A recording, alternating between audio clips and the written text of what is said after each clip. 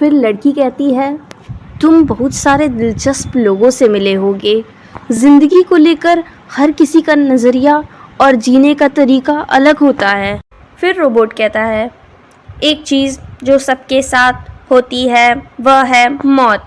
आपकी ज़िंदगी में कोई भी रहा हो, अंत में सब मर ही जाते हैं। मैंने लोगों के साथ समय बिताना बंद कर दिया है। जीवन बहुत छोटा है। यह एक छोटे से विवरण के अलावा और कुछ भी नहीं है।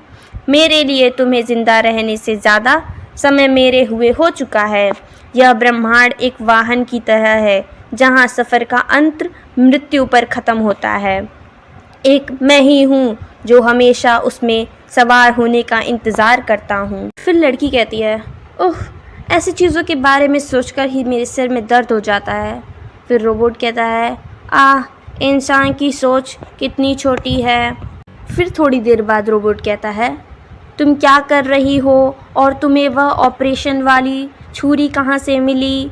फिर लड़की कहती है, मैंने इसे उस ट्रे से उठाया जिसे नर्स ले जा रही थी।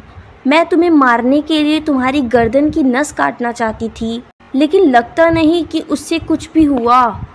फिर रोबोट कहता है, जाहिर सी बात है नहीं होगा। क्या तुम बेवकूफ़ हो? शायद तुमने ध्यान नहीं दिया कि मैं इंसान नहीं हूँ, मेरी खून की नस नहीं है, और मुझे नहीं लगता कि तुम यह नहीं जानती हो, लेकिन कुछ समय पहले उस बड़े से बेवकूफ़ के हाथ का जो हाल हुआ था, तुम्हें पता होना चाहिए कि इस तरह की आक्रामकता से मेरा थोड़ा सा भी नुकसान नहीं हो सकता। असल में कोई नहीं कर सकता। फिर लड़की कहती है, जाओ, जाकर ज्वालामुखी के अंदर कूद जाओ। मुझे नहीं लगता कि वहाँ कोई भी परेशानी होगी। तुम पक्का मर जाओगे। फिर रोबोट कहता है, ओह, ये गज़ब का आइडिया है। मैंने तो इसके बारे में कभी सोचा ही नहीं। तुम्हें क्या लगता है मैं पिछले 10 लाख सालों से खाली बैठा आराम कर रहा था? फिर लड़की कहती है, अरे, ऐसे मेरे सिर पर मारने का क्या मतलब है? तो रोबोट कहता है, पता नहीं, शायद तुम्हारी मोटी अक्ल में कुछ बात घुसाने का सिर्फ यही एक तरीका है। मैं पहले ही ज्वालामुखी वाला तरीका अपना चुका हूँ। यहाँ तक कि मैं प्रचंड ज्वालामुखी ट्रॉमी L2E97 में भी कूदा हूँ, जो पूरे गैलेक्सी में सबसे बड़ा ज्वालामुखी है। मैंने सेकेंडों डिग्री तापमान वाले गैमगा में बहुत दिन बिताए। अंत में एक विस्फोट ने मुझे बाहर फेंक दिया और मुझे एक खरोच तक नहीं आई। लड़की कहती है, ओह। फिर रोबोट कहता है, लेकिन वह उस समय की तुलना में कुछ भी नहीं है जब मैंने जल्लादों की फ़ौज को हरा दिया था। उनके जितना ताकतवर कोई नहीं था। उन्होंने मुझ पर हफ्तों तक लगातार हमला किया और मैं शांति से इंतज़ार करता रहा, इस उम्मीद में कि आखिर मैं कमज़ोर उड़ जाऊंगा, लेकिन उसका कोई फ़ायदा नहीं हुआ। तो लड़की हैरानी में बोलती है, ओह। फिर रोबोट कहता है, आखिर में फिर भी मैंने उन्हें सबक सिखाने का फ़ैसला किया।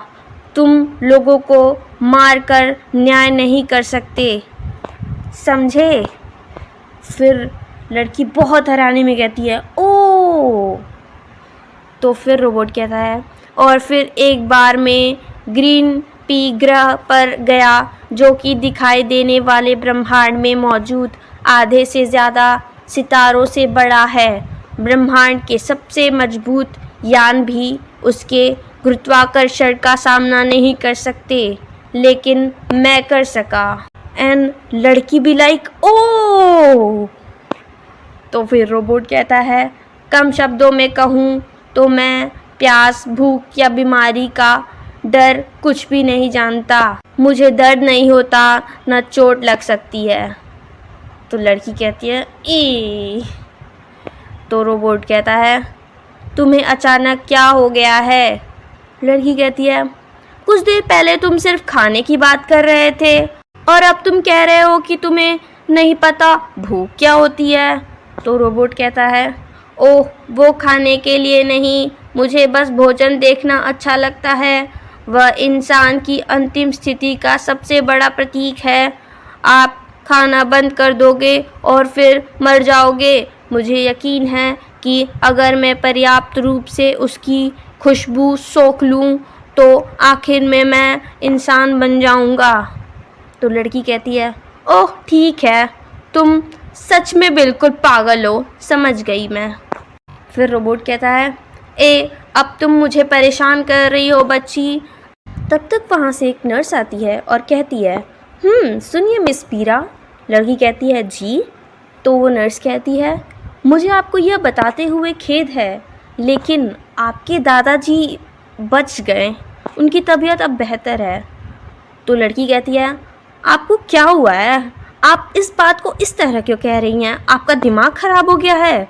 तो नर्स कहती है, आपको शौक वाला नाश्ता नहीं मिलेगा। तो लड़की कहती है, कसम से? तो जो नर्स होती है वो कन्फ्यूजन में सोचती है और फिर रोबोट कहता है, चिंता मत करो, हर कोई ज़िंदगी और मौत पर अपने तरीके से प्रक्रिया करता है। तो दोस्तों, इसके आगे क्या होने वाला है ये हम जानेंगे अगले एपिसोड में। तब तक के लिए इस चैनल को सब्सक्राइब करिए और बेल आइकन को प्रेस करिए। मैं आपके लिए ऐसे ही इंटरेस्टिंग कॉमिक्स और स्टोरीज़ लाती रहूँगी। Thank you for watching.